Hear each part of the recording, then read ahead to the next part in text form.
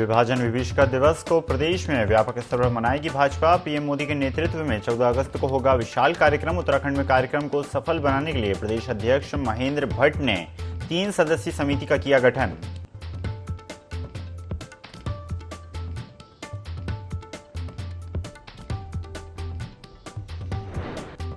राहुल गांधी की यात्रा और आगमन की तैयारियों को लेकर कांग्रेस में हुई अहम बैठक।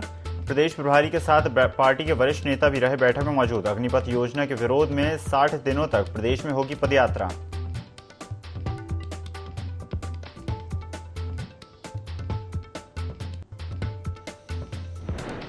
कांग्रेस विधायक मदन बिष्ट ने खोला प्रदेश प्रभारी देवेंद्र यादव के खिलाफ मोर्चा। कहा, प्रदेश प्रभारी को अपने पद पर रहना है या नहीं, इसका अधिकार ये निश्चय होना चाहिए। हार के बाद भी अपने पद पर क्यों है बरकरार प्रदेश प्रभारी।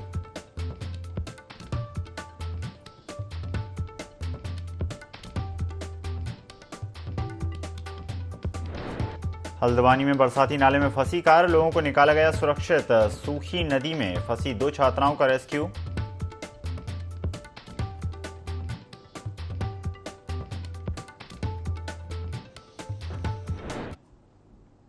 नमस्कार, स्वागत है आपका IND 24 में। मैं हूं आपके साथ ईसा अहमद। कांग्रेस पार्टी ने अग्निपथ योजना के विरोध में 60 दिनों तक चलने वाली पदयात्रा निकालने का निर्णय लिया है। इस यात्रा में कांग्रेस नेता राहुल गांधी भी शामिल होंगे। यात्रा की तैयारियों और राहुल गांधी के आगमन को लेकर कांग्रेस प्रदेश मुख्यालय में अहम बैठक का आयोजन किया गया। इस बैठक में कांग्रेस प्रदेश प्रभारी देवेंद्र यादव, पूर्व मुख्यमंत्री हरीश रावत सहित कई विधायक मौजूद रहे। कांग्रेस पार्टी के प्रदेश प्रभारी देवेंद्र यादव का कहना है कि लोकसभा चुनाव को देखते हुए उत्तराखंड में कांग्रेस को मजबूती प्रदान करने और यात्रा की तैयारियों को लेकर कांग्रेस कमेटी के पदाधिकारियों और वरिष्ठ नेताओं के साथ एक अहम बैठक आयोजित की गई, जिसमें सभी नेताओं से सलाह करके यात्रा को लेकर वृहद रूपरेखा तैयार की गई। बैठक में पार्टी के नेताओं के साथ विचार विमर्श किया जाएगा।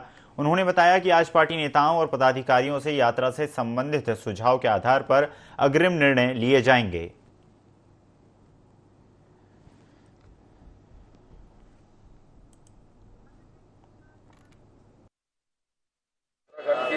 हमारी लीडरशिप है उसको इनवाइट किया था कि उत्तराखंड में किस तरीके से हमें कांग्रेस को आगे लेके जाना है, आने वाले चुनाव की तैयारियों के संबंध में भी बातें हुई थी। उसी में एक फैसला हुआ था कि हम आने वाले समय में मोस्ट प्रोबेबली अभी, क्योंकि हम सभी आज बुलाए हैं, हमारे डिस्ट्रिक्ट अध्यक्ष, हमारे कांग्रेस कमेटी के लोग हैं, सभी उनसे हम सलाह करके एक व्रत जो हमारा प्रोग्राम होगा उसकी पूरी रचना करेंगे और उसके पश्चात हम आपको अपडेट करेंगे किस तरीके से, कहां से शुरू कर कहां पर उसको खत्म करेंगे। ये भी हमारे बड़ी खुशी की बात है कि इस बैठक के विषय में राहुल जी ने भी कहा है कि वो भी हमारी यात्रा में आशीर्वाद देने के लिए पधारेंगे। तो ये हर नजरिए से जो है अत्यधिक महत्वपूर्ण बैठक। भाजपा 14 अगस्त को बंटवारे में शहीद भारतवासियों को श्रद्धांजलि देने जा रही है। पीएम मोदी के नेतृत्व में ये कार्यक्रम 14 अगस्त को मनाया जाएगा। कार्यक्रम के संचालन के लिए 3 सदस्यों की समिति गठित की गई है। प्रदेश मीडिया प्रभारी मनवीर सिंह चौहान ने बताया कि प्रधानमंत्री नरेंद्र मोदी के नेतृत्व में उन सभी लोगों को श्रद्धांजलि दी जाएगी जिन्होंने विभाजन के दौरान अपनी जान गंवाई थी। पीएम ने इतिहास के उस दौर की सभी पीड़ित लोगों के शौर्य की सराहना की है। पार्टी का कहना है कि देश के बंटवारे के दर्द को कभी भुलाया नहीं जा सकता।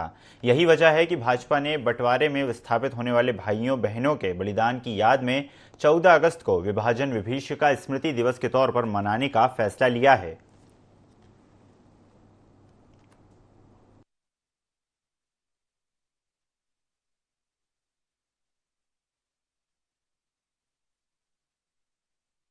आदरणीय प्रधानमंत्री नरेंद्र भाई मोदी जी के नेतृत्व में जब से केंद्र में भारतीय जनता पार्टी की सरकार आई है और जब हमारे दुर्भाग्यपूर्ण हमारे देश का जब बंटवारा हुआ, उस बंटवारे के बाद दंश जिन लोगों ने झेला, जो हजारों लाखों लोग उस बंटवारे के दौरान मारे गए, उनको श्रद्धांजलि देने के लिए भारतीय जनता पार्टी पूरे देश भर में विभाजन विभीषिका स्मृति दिवस के रूप में इसको व्यापक रूप से मनाने जा रही है। कार्यक्रम के तहत मौन जुलूस निकाल करके और ऑडिटोरियम फिल्म दिखा करके बंटवारे के दौरान जो लोग मारे गए उनकी स्मृति में उनको श्रद्धांजलि दी जाए। सुप्रीम कोर्ट ने जहां बीते दिनों बड़ा फैसला सुनाते हुए राहुल गांधी को मोदी सरनेम केस में बड़ी राहत दी है, तो वहीं बीजेपी का कहना है कि लोकसभा में जाना कोई बड़ी बात नहीं है। वो सांसद होने के नाते लोकसभा में ही बैठते थे। कुछ समय के लिए राहुल गांधी को बाहर रहना पड़ा। उन्होंने कहा कि सुप्रीम कोर्ट ने उन्हें सिर्फ स्टे दिया है, मामला रद्द नहीं किया गया है। ये कांग्रेस को सोचना चाहिए।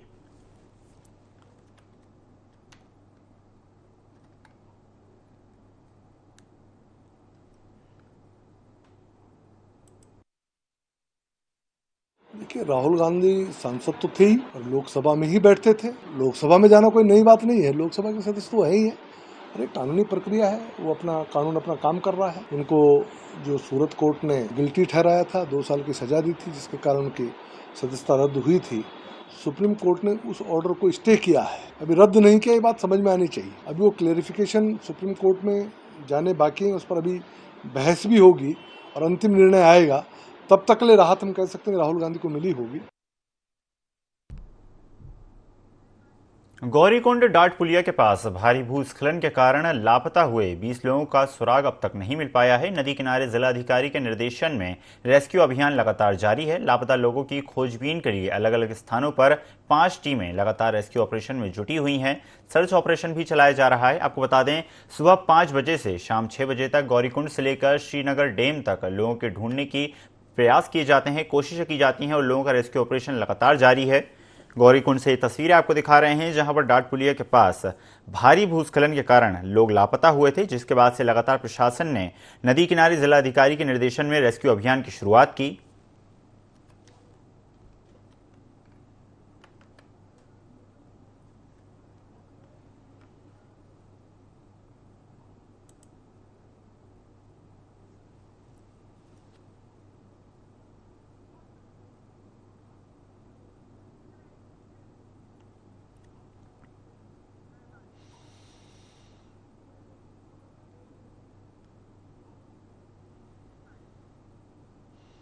स्कूली बच्चों की सुरक्षा को देखते हुए पुलिस टीम ने स्कूल बसों में औचक निरीक्षण किया। इस दौरान सभी स्कूल बसों में सीसीटीवी कैमरा समेत कई चीजों की चेकिंग की गई और सभी स्कूलों को जरूरी दिशा निर्देश दिए गए। साथ ही सभी नियमों की कड़ाई से पालन करने को कहा गया। एसओ मनीष खत्री ने कहा कि पुलिस जल्द ही सभी स्कूल संचालकों के साथ बैठक करे और छात्र छात्राओं की सुरक्षा को सुनिश्चित करे।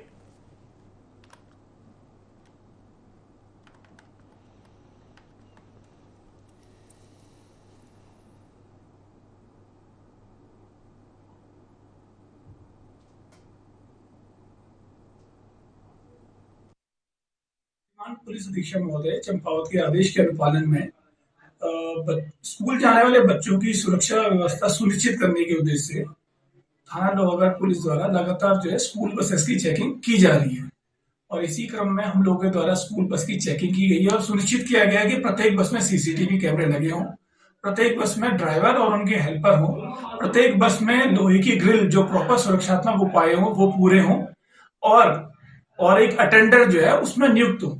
और इसी को लेकर हम लोग के द्वारा चेकिंग की गई है और जो भी कुछ कमियां इसमें पाई गई हैं हमारे द्वारा जो है तत्काल उसको दूर करने के लिए स्कूल प्रबंधन को अवगत करा दिया गया। जसपुर के जिला अधिकारी उदयराज सिंह ने सामुदायिक स्वास्थ्य केंद्र का निरीक्षण किया। इस दौरान उन्होंने अस्पताल में व्यवस्थाओं का जायजा लिया। अस्पताल में मरीजों से बातचीत की, जहां मरीजों ने बताया कि अस्पताल में एनेस्थीसिया के डॉक्टरों की कमी है, जिसके बाद जिलाधिकारी ने कहा इसका समाधान जल्द ही किया जाएगा।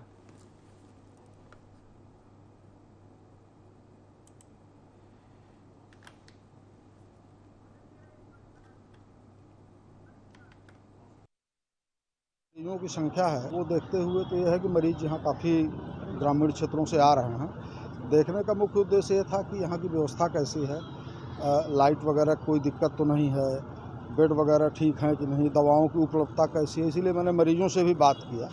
तो डॉक्टर हैं, केवल एनेस्थीसिया के एक्सपर्ट यहाँ नहीं हैं, जिसकी वजह से मरीजों को बाहर जाना पड़ रहा है। तो उसके लिए हम लोग व्यवस्था करेंगे, बात करेंगे और सीएमएस साहब जो यहाँ के हैं अधीक्षक साहब, उनसे भी बात कर लिया है। तो जो और कुछ कमी होंगी जो निस्तारित होंगी वो हम लोग देखेंगे। तो मैंने सीएमएस साहब से बात भी की थी अधीक्षक जी से, और आज भी मैंने ये कहा है कि लाइट का तो आप अल्टरनेट इंतज़ाम रखिए और पैसा जो भी आता है यहाँ पर एक जो पर्ची रसीद वगैरह का जो पैसा होता है उससे जनरेटर अपना अल्टरनेट व्यवस्था के रूप में यहाँ रखें। लगातार बारिश के चलते हरिद्वार में खनन बंद है, लेकिन सिडकुल बहादुराबाद हाईवे पर खनन के अवैध भंडारण बिना किसी परमिशन के चलाए जा रहे हैं। जिला खान अधिकारी प्रदीप कुमार ने जानकारी देते हुए बताया कि जनपद में खनन पर प्रभावी रोक लगाई गई है। इसके बावजूद खनन भंडारण धड़ल्ले से चलाए जाते हैं, जिसको देखते हुए विभाग ने कमर कस ली है। जल्द ही प्रशासन के अधिकारियों के साथ संयुक्त टीम बनाकर अवैध तरीके से संचालित हो रहे खनन भंडारणों पर कार्रवाई की जाएगी।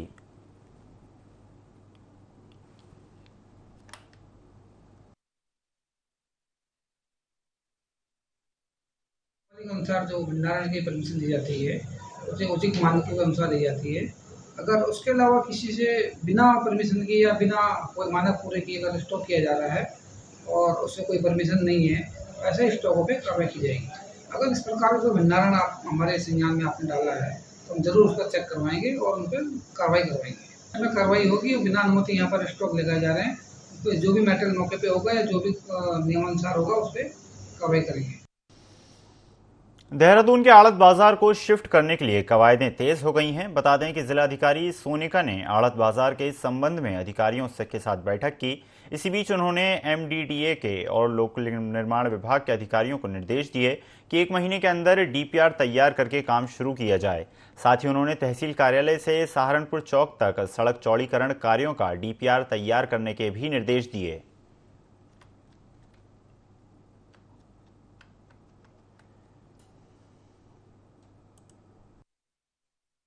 आज वो सबमिट करेंगे टाइमलाइन। पीडब्ल्यूडी का सेपरेटली एक डीपीआर कंसल्टेंसी में किया गई है हम लोग, और अब वो डीपीआर बनाएंगे और अकॉर्डिंगली फिर जो अप्रूवल होगा वो होगा उसका। इसके अलावा जो एमडीडीए का कार्य है उनके द्वारा लेआउट तैयार कर लिया गया है, फाइनल स्टेज पे है, और जैसे ही वो आता है उसके बाद आगे की बात। हरिद्वार में खराब सड़कों से ग्रामीण परेशान हैं। भारी बारिश ने सड़कों के हाल बेहाल कर दिए हैं। क्षेत्र में आम सड़कों के अलावा नेशनल हाईवे की हालत भी काफ़ी खराब है, जिस कारण आए दिन हादसे होते रहते हैं। प्रशासन की लापरवाही के कारण लोगों को अपनी जान गंवानी पड़ रही है। हाल ही में प्रशासन ने सेफ्टी ऑडिट करवाया था, जिसमें क्षेत्र के 6 पुल खतरनाक पाए गए, जिस पर संज्ञान लेते हुए प्रशासन ने पुल पर भारी वाहनों की आवाजाही बंद कर दी। बदहाल सड़कों पर डीएम धीरज सिंह गर्बियाल का कहना है कि क्षतिग्रस्त पुलों पर आवाजाही को लेकर सावधानी बरती जा रही है। सड़कों और पुलों की मरम्मत का काम भी तेजी से किया जा रहा है।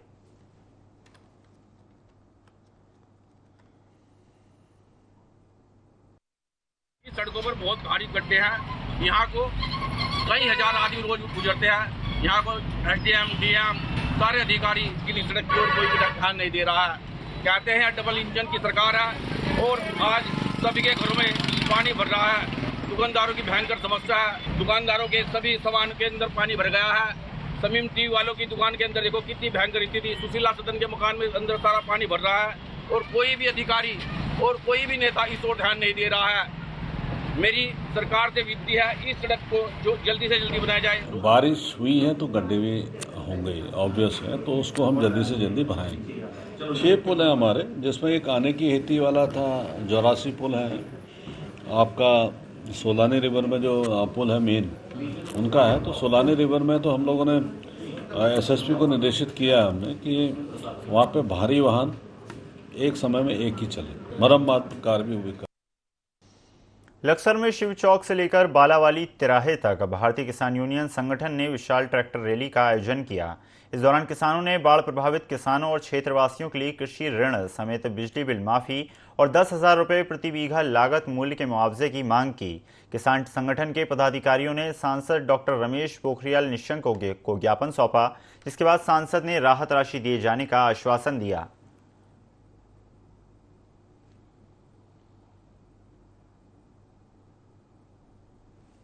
जो भारतीय किसान यूनियन भानु की रैली है, वो जो हमारे क्षेत्र में आपदा आई है, भयंकर बाढ़ आई है, उससे किसानों की फसल पूरी तरह से नष्ट हो चुकी है। उसी को लेकर सरकार से जो हमारी मांग है उसको माननीय सांसद जी के माध्यम से हम सरकार तक पहुंचाएंगे, और आशा करते हैं कि हमारी जो मांग है उनमें मुख्य है, सबसे पहले नंबर पर तो है हमारी जो बिजली है, घरेलू है चाहे ट्यूबवेल की है, वो माफ होनी चाहिए 1 साल के लिए। दूसरी हमारी मुख्य मांग है, जो हमारी फसल बर्बाद हुई है उसका हमको केवल लागत मूल्य जो होता है, हमको कोई मुनाफा नहीं चाहिए। सरकार से केवल लागत मूल्य 10,000 रुपए प्रति बीघा के हिसाब से मुआवजा मिलना चाहिए। देखिए, आज भारतीय किसान यूनियन भानु की तरफ से किसानों की आवाज उठाई जा रही है कि बाढ़ग्रस्त किसान बहुत ही ज्यादा परेशान है और त्रस्त है। उसके पशु के लिए भी कुछ नहीं बचा तो उसके लिए क्या बचा होगा। यही सब पीड़ाएं आज हम माननीय सांसद जी के सामने उठाने वाले हैं, किसान की आवाज को बुलंद करने वाले हैं। पुष्कर धामी जी को भी धन्यवाद देना चाहता हूं, मुख्यमंत्री जी को, कि उन्होंने बहुत संवेदनशील तरीके से इस पूरे क्षेत्र को आपदा घोषित किया और न केवल घोषित किया बल्कि चारे की जो समस्या थी, जो किसानों की समस्या थी, जो तटबंध टूटे थे, जो सड़कें टूटी फूटी खत्म हो गई थी, उसके लिए धनराशि आवंटित दी और 35 करोड़ से भी अधिक इस जिला अधिकारी हरिद्वार के निवर्तन पर रखा। किसानों की फसल खत्म हो गई, उन किसानों की मदद करो। और अभी भारत सरकार से भी एक सर्वेक्षण दल आ रहा है, वो पूरा सर्वे करेगा। मुझे भरोसा है कि वो सर्वेक्षण दल भी जब अपनी रिपोर्ट देगा केंद्र की सरकार को, तो वहां से भी हमको मदद मिलेगी।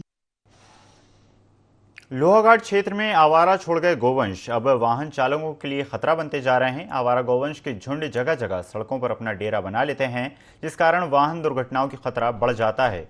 लोहाघाट के कांग्रेस प्रवक्ता शैलेंद्र राय ने कहा कि पिछले हफ्ते आवारा सांड के हमले से एक शिक्षक गंभीर रूप से घायल हो गए। ये पशु फसलों को भी नुकसान पहुंचाते हैं। लोगों ने सरकार और प्रशासन से गौवंश को गौ सदन में छोड़ने और आवारा पशु छोड़ने वाले लोगों पर कड़ी कार्रवाई करने की मांग की।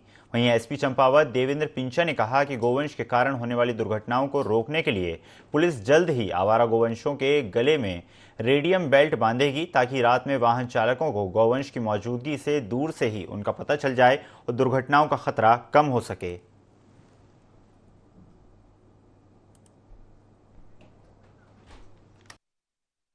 और में गौवंश की बहुत बड़ी ये जो आवारा गायन की बहुत बड़ी समस्या हो चुकी है, क्योंकि जहाँ पर भी देखें रात दिन गायों की समस्या रात में इतना ग्रस्त है। अपने बच्चों को स्कूल छोड़ने में तमाम दुर्घटनाओं का इसमें खतरा हो चुका है और तमाम लोगों को गायों के द्वारा उन्हें मारा भी गया है। सरकार ने इनकी व्यवस्था करनी चाहिए। लोहाघाट के अंदर जो भी अपनी खेती बाड़ी करना चाहते हैं, जो खेत लेते हैं, उनमें सब्जी पैदा करके अपनी आजीविका या अपने खर्चे के लिए आदमी कमाते हैं, लेकिन आज गायों के द्वारा उन्हें पूरा कोई देख रेख नहीं है, पूरे सब्जियां उजाड़ दी जा रही हैं। और हमारा सरकार से और स्थानीय प्रशासन से ये निवेदन है कि व्यवस्था की जाए। जोशीमठ की राजकीय इंटर कॉलेज पांडुकेश्वर अध्यापकों की कमी से जूझ रहा है, जिसके चलते विद्यालय में पढ़ाई प्रभावित हो रही है। कॉलेज से अंग्रेजी और संस्कृत के प्रवक्ता का ट्रांसफर हो चुका है। साथ ही भौतिक विज्ञान, रसायन विज्ञान में पद रिक्त पड़े हैं। अध्यापक अभिभावक संघ ने मुख्य शिक्षा अधिकारी से शिक्षकों की नियुक्ति की मांग की, बावजूद इसके शिक्षकों की नियुक्ति नहीं हो पाई।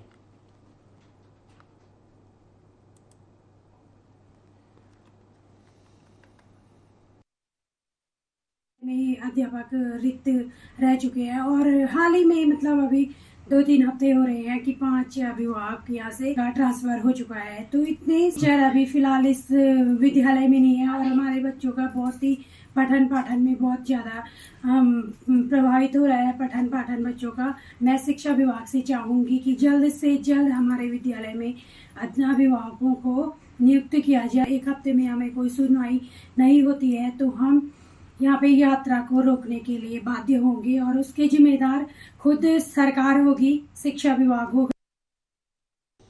रुड़की के खाताखेड़ी गांव में श्री महंत इंद्रेश हॉस्पिटल ने निःशुल्क नेत्र जांच शिविर का आयोजन किया। शिविर में 550 से अधिक मरीजों ने इलाज कराया और 25 मरीजों ने मोतियाबिंद के ऑपरेशन के लिए रजिस्ट्रेशन करवाया।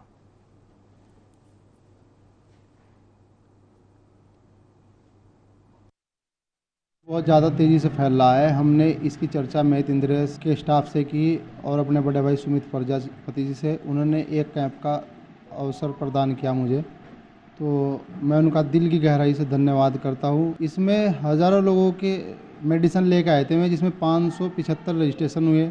25 रजिस्ट्रेशन ऐसे हुए जिनके लेंस गिरेंगे, काला मोतिया, सफ़ेद मोतिया आया और 9 पेशेंट हमारे बीच में कैंसर के भी आए हैं। यहाँ शुगर की भी जांच हुई, ब्लड की भी जांच हुई। जो भी जांच लिखी भी गई उसमें वो महंत इंद्रेश में फ्री कॉस्ट उसकी इलाज होगा और उसकी जांच होगा, उसका जो ऑपरेशन होगा वो फ्री कॉस्ट होगा। हमारे साथी लगातार सामाजिक कार्य कर रहे हैं और इस तरीके का कैंप इन्होंने पहले भी लगवाया था और आज फिर इन्होंने निःशुल्क आई फ्लू को देखते हुए जो इस समय क्षेत्र में पूरी तरीके से बढ़ा हुआ है, उसे देखते हुए आज आई फ्लू खासतौर से आँखों के विषय में डॉक्टरों को बुलवाया था और शुगर के, कैंसर के भी 9 पेशेंट यहाँ पर आए हैं और लगभग 1000 के आसपास सारे पेशेंट यहाँ पहुँचे और बहुत अच्छा कार्यक्रम इनके द्वारा रहा। निःशुल्क सेवा का जो शिविर लगा था, काफ़ी लोगों को इससे राहत मिली है। खबर उत्तरकाशी से है, जहां भूस्खलन के बाद बनी टनल रखरखाव के अभाव में बुरी हालत में है। टनल के अंदर जगह जगह बरसात का पानी का रिसाव हो रहा है। पैदल चलने वाले फुटपाथ पर जगह जगह गड्ढे हो चुके हैं, जिस कारण स्थानीय लोगों को गाड़ियों के बीच में ही चलना पड़ता है और ऐसे में दुर्घटनाओं की संभावना भी बनी रहती है। यही नहीं, इस टनल से हजारों स्कूली छात्र छात्राएं होकर गुजरते हैं। स्थानीय लोगों का कहना है कि प्रशासन से कई बार शिकायत की गई, बावजूद इसके कोई समाधान नहीं किया गया।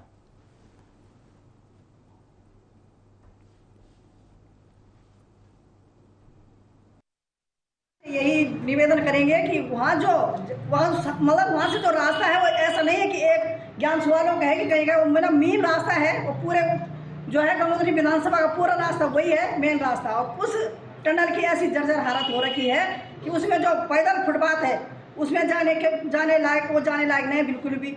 और वहाँ अंधेरा 24 घंटे वहाँ अंधेरा रहता है उस टनल में। जो है अगर शीघ्र वहाँ काम ना होता है तो हम लोग जो है बहुत बड़ा आंदोलन करेंगे। देखिए, तामाखानी टनल जो है वैसे देखा जाए तो उत्तरकाशी के लिए वरदान है। ये सुरंग जिस तरह से बनी थी, वर्णावत के कार्यकाल में सुरंग बनी थी और इस सुरंग में जितना बजट दिया गया था उस हिसाब से वो सुरंग बनी थी। लेकिन उसके बाद अब जो सिंचाई विभाग या अन्य विभागों द्वारा जो उसका मेंटेनेंस का कार्य किया जा रहा है, उसकी गुणवत्ता इतनी निहायती घटिया है कि लाखों रुपया खर्च करने के बाद वो टनल आज चलने लायक नहीं है। और साइड में जो फुटपाथ बने हुए हैं उनमें कभी सफाई नहीं होती, उनके लोगों को चलने लायक नहीं है। वो जान हथेली में लेके जा रहे हैं कि जिस तरह से उस सुरंग की हालत है, जगह जगह पानी भरा हुआ है और अभी 27 लाख रुपए में जो काम हुआ है उसको सब लोग देख रहे हैं। निहायत ही घटिया काम हुआ है। इस बुलेटिन में फिलहाल इतना ही। खबरों का सिलसिला लगातार जारी है, बने रहिए INE 24 के साथ। नमस्कार।